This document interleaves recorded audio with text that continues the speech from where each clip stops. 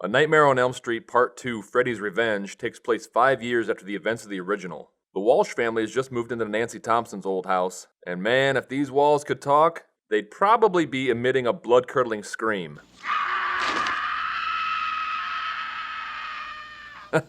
Yeah, like that. Teenager Jesse Walsh is plagued by nightmares where he is terrorized by a killer with a knife glove, and that killer's name is Frederick Leslie Krueger. Jesse lives with his younger sister Angela and his parents, and his dad is played by the fantastic Clu Gulager, who convincingly portrays Mr. Walsh as every dad who resents his family and feels like his family's holding him back. I want that room unpacked by tonight, young man. God, he'll get to it, okay, you freaking Nazi?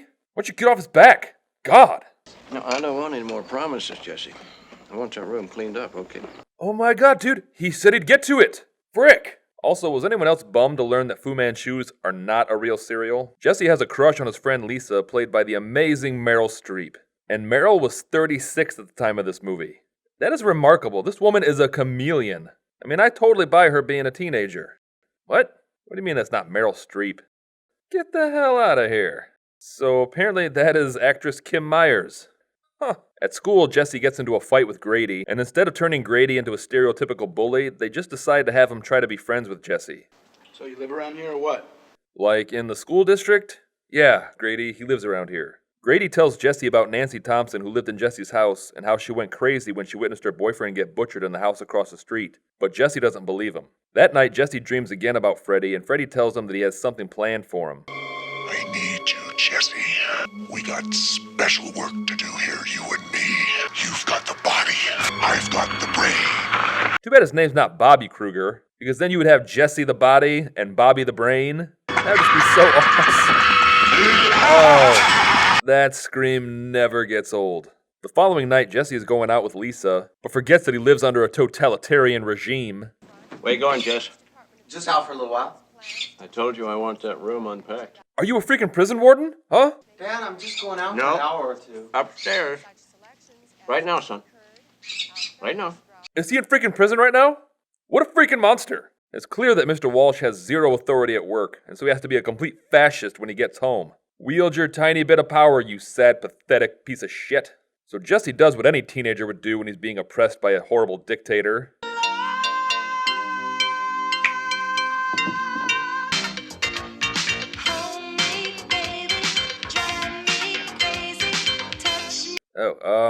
Are you sure that's the best way to get back at your dad? Alright, I mean, I guess you know your dad better than I do, but... And that's enough of that. Lisa comes over to help Jesse clean his room, and they discover Nancy Thompson's diary in the closet. And Jesse learns that Nancy also dreamt about Freddy. So in the original A Nightmare on Elm Street, Freddy Krueger was tormenting Nancy as revenge because her parents were involved in his murder. Is Freddy just, physically attached to this house? What kind of connection, if any, does he have to Jesse? Does it have to be Jesse, or could he also inhabit the dreams of Jesse's sister? And are we sure Kim Myers wasn't like a pseudonym for Meryl Streep? That night, Jesse dreams about Freddy again, and Freddy tells Jesse that he wants Jesse to kill for him. Go ahead, Jesse. Try it on for size. Kill for me! Freddy has just gotten super lazy. Just kill Jesse, and then inhabit other kids' dreams and kill them. That's your whole thing.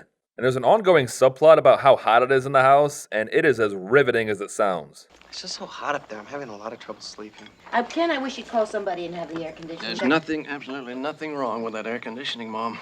Just needs a shot of Freon. It is so hot in here. My God, it is hot as an oven in here. Sure. It's 97 degrees in here.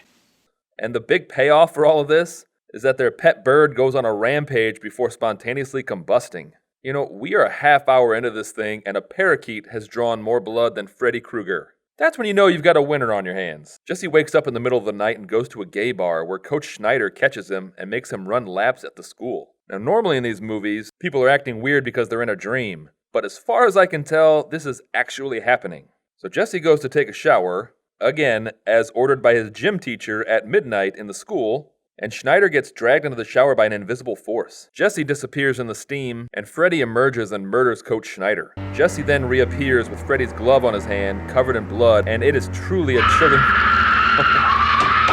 Oh, I'm sorry.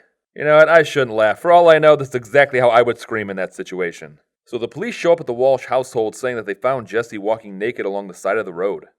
Is this still a dream? Was it ever a dream? If it wasn't a dream, then Coach Schneider really did find him in a bar and actually made him run laps at the school in the middle of the night?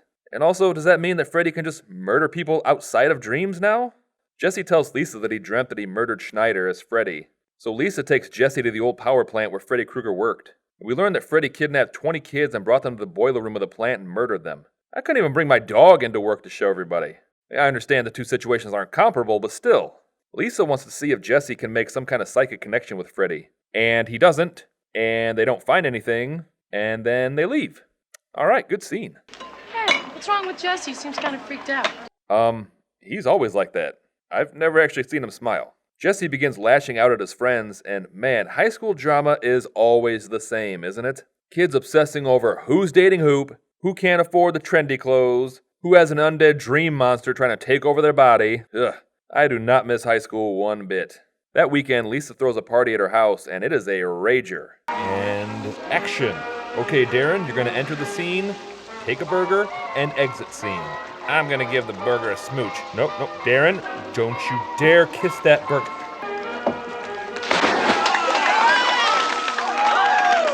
Hey, now cut that out. Oh, what? You're not gonna let him do a sick jackknife off the diving board? Are we living in communist Russia? I didn't realize we were living in communist Russia. What's the matter with Jesse? I don't know. Oh, hi. Lisa then has to neglect her hosting duties to console her moody, withdrawn boyfriend. And if I haven't told you before, Lisa, this has just been a dynamite party. Jesse and Lisa start to have sex, and Jesse's tongue turns long and gray, and he freaks out and runs away. Look, that happens to everyone their first time. But after that, then your tongue won't be gray and rotting, and the sex will then be pleasurable. Come back in a while. I'm busy, okay? Oh, bye.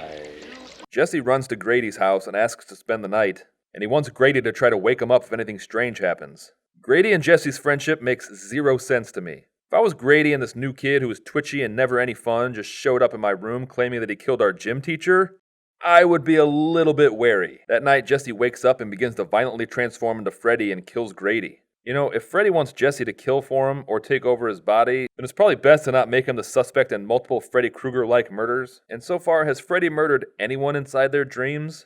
Jesse goes back to Lisa's house covered in blood, and he's ranting and raving about how he killed Grady and Schneider, and Lisa wins the award for most supportive girlfriend ever. I killed Grady. Lisa, I killed Schneider. This is not happening. It's got to be everything you've taken in. Like, I get that he's your boyfriend, but I feel like you are just not getting this. They learn from Nancy's diary that Freddy feeds on fear, and if Jesse would just stop crying every 5 minutes, then Freddy will just go away. Oh, boo-hoo, I killed my best friend and my gym teacher. Who hasn't? Grow up. And also, you're gonna let him sit on your parents' couch? I remember freaking out when my friends tracked mud into my parents' house. And just then, with zero explanation as to how, Freddy once again takes over and begins to attack Lisa. Like, Jesse wasn't even asleep this time. What are you, a cat? Jesse, help! There is no Jesse! I'm Jesse now! Freddy's a dumb name. Jesse's a cool name. Jesse Krueger. Or call me Jess. Kill me, Lisa. Please kill me. I don't know what is going on. So have any of the events in this movie taken place while someone was dreaming? Was Freddy able to take over Jesse just because he wanted to real bad? Is Kim Myers like Meryl Streep's daughter or something? Who just chose a different last name because she wanted to make it on her own? Freddy is getting nowhere with Lisa, and so he decides to terrorize the rest of the party. You know, there's always that one weird adult that randomly shows up to underage drinking parties. Incidentally, their name is usually Fred, but it can also sometimes be Todd.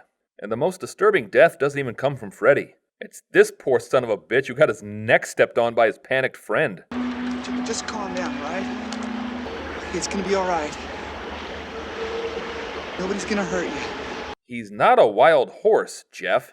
Just then, Mr. Weber comes storming in with a shotgun, and be careful, sir, there's a whole group of children right where you're pointing. Oh my god! Kids, you might want to get out of the way before we can reload. And Freddy then just suddenly enters his depressive state after an exceptionally manic one. Freddy takes off, and Lisa tracks him to his former workplace. We all have that one former coworker that's always just in the neighborhood and pops by the office for a quick visit, but everyone's busy, and there's been so much turnover that he doesn't even really know half the people that work there. He just kind of bums around in the break room for about an hour, before finally popping his head in and whispering, I'm gonna bounce. It was great seeing ya. But you're on a call, so you just kind of do that half head nod and a tiny wave. And also, they're a dream murderer now, and you don't even know enough about that to ask any kind of meaningful questions. Just so awkward. Freddy has 2 literal hellhounds guarding the factory, and I hate it when unscrupulous breeders defy the laws of nature and create a breed that has no earthly business existing. That's how we got Labradoodles. And these particular creatures look like a cross between a Rottweiler and Greaser Greg from the Garbage Pail Kids movie.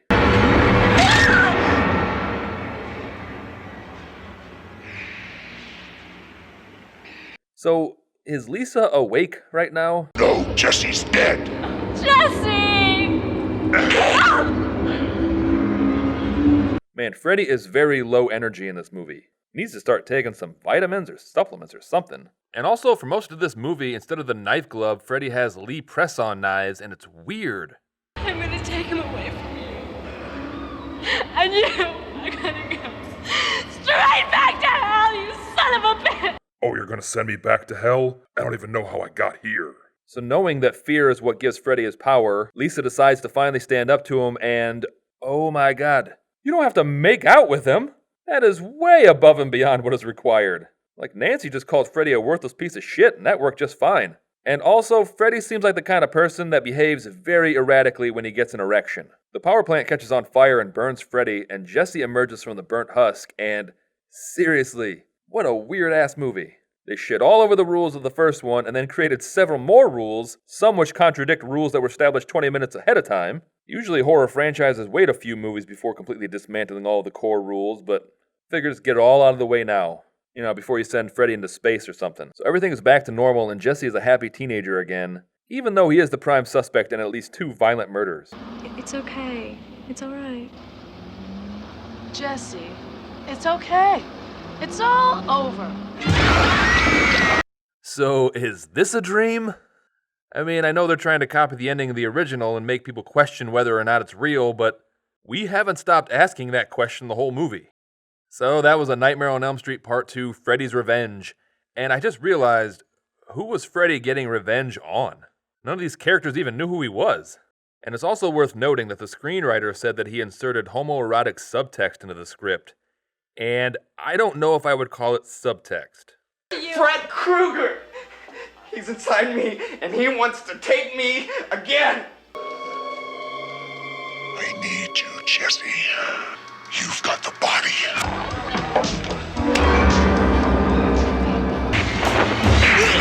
Something is trying to get inside my body. Yeah, and she's female and she's waiting for you in the cabana. And you want to sleep with me. And a lot of people consider this the gayest horror movie ever. So my question is, what's the straightest horror movie ever?